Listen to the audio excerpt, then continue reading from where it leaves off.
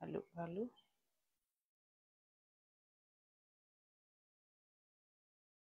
Bonjour à tous, j'espère que vous m'entendez. C'est le coach Brescia.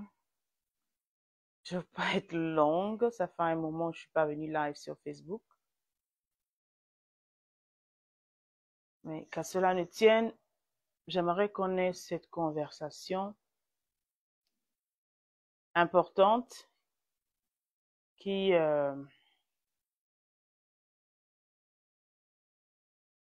qui fatigue parce que c'est un de trop et trop c'est trop. J'aimerais qu'on ait cette conversation honnête avec nous-mêmes. J'aimerais qu'on s'asseye et qu'on réfléchisse, comme j'aime bien le dire, si aujourd'hui était le dernier jour de ta vie, quel héritage laisserais-tu à tes enfants? Si aujourd'hui devrait être d'accord la dernière conversation que tu devrais avoir avec tes enfants, avec ta famille, quelle conversation laisserais-tu à tes enfants? Si aujourd'hui devait être en fait ce jour où le Seigneur te rappelle en fait, quel héritage vraiment vas-tu laisser à tes enfants?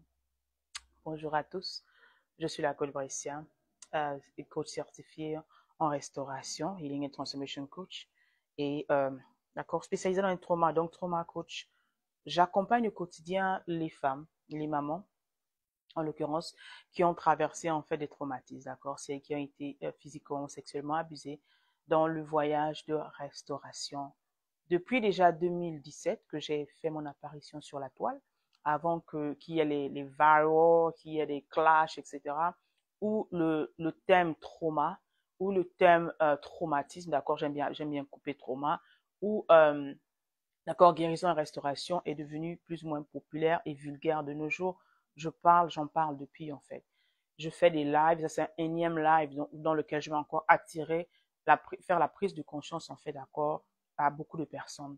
Et où je vais encore sonner le cri d'alarme parce que une vie de trop, une vie de trop, c'est trop en fait. Une vie de trop, c'est trop. Une vie de moins, c'est, comme on dit, c'est trop en fait. Enough, it's enough. Et jusqu'à ce que on ne prenne pas conscience en fait de cela, jusqu'à ce que qu'on n'ouvre pas les yeux là-dessus, jusqu'à ce que on ne se lève pas nous-mêmes, d'accord, nous-mêmes, je dis quoi, nous les êtres humains, nous-mêmes les Africains, nous-mêmes en fait, les femmes qui sont l'une des personnes les plus concernées par ce qui se passe en ce moment, euh, on ne va pas arrêter en fait ce fléau, on ne va pas arrêter ce fléau. Et j'aime beaucoup dire aux gens que je n'enseigne pas sur les traumas parce que c'est un beau sujet. Je n'enseigne pas sur les blessures émotionnelles parce que c'est un beau sujet ou parce que c'est un sujet à la mode. J'en parle ça fait des années que j'en parle en fait. Il faudrait qu'on prenne conscience de cela.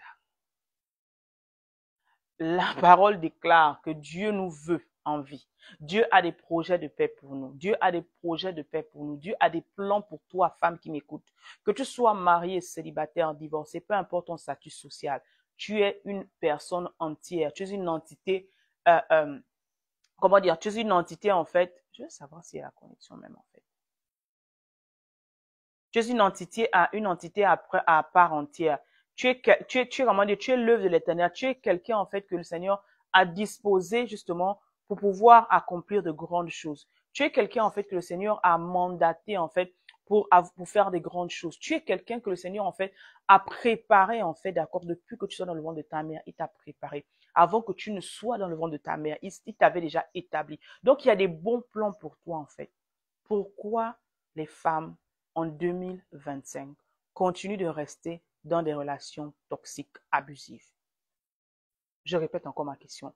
Pourquoi les femmes en 2025 continuent de rester dans des relations toxiques, abusives?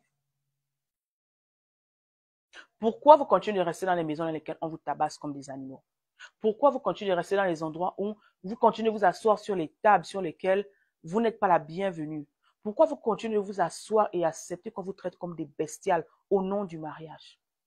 Au nom du mariage. Le contrat de la vie est plus important que le contrat du mariage.